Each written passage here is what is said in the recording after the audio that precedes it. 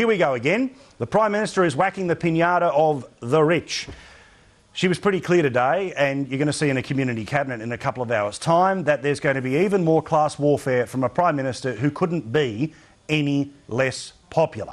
This Prime Minister is getting ready to have yet another whack at so-called rich, so-called people who have got plenty to give, and that would be the high income earners of this country. Now, of course, if you're earning $100,000, your life is presumably a whole lot better than somebody who is unemployed. If you're earning $200,000, I'm sure your life is a whole lot better than a cleaner on $30,000. But the point is this: fundamentally wrong in the Prime Minister's judgment about people who make more than $80,000 a year, more than $100,000 in the year, is that somehow they have cheated and bludged their way to getting more money than maybe they started life with. Now, I come from a family where the types of numbers that are supposedly being thrown around as the rich are numbers that are just staggering. They're close to a lifetime's worth of earnings, rather than just what some people can expect to take home in any one year. It's pretty obvious with the job that I have, both on radio and television, my life is a whole lot better than it used to be. But this is the country that we live in. Rather than going to war with people when they start to earn money, why don't we either reward them or get the hell out of the way? People who end up with more money, they're able to put more money into the economy because guess what? They probably buy more things, which means they end up paying the GST over and over and over again. And when it comes to an increased tax on superannuation, this is particularly nasty because you don't have a choice in it whether you have superannuation or not.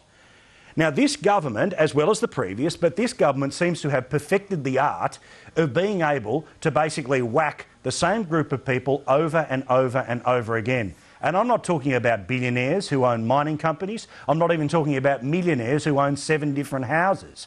I'm talking about the very people that this government should be getting serious about, and that is the self-employed and also the people who worked their arse off for decades and decades and decades that they were able to save up enough money and have a solid superannuation. The Prime Minister gets already so much of our income.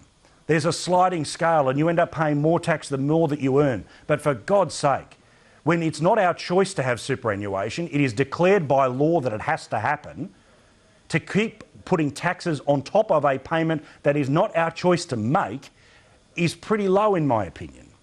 And again, I think that a fundamental tenet of Australia should be, and it'll be what I'm imagining you have about your life or you might have about your kids' life.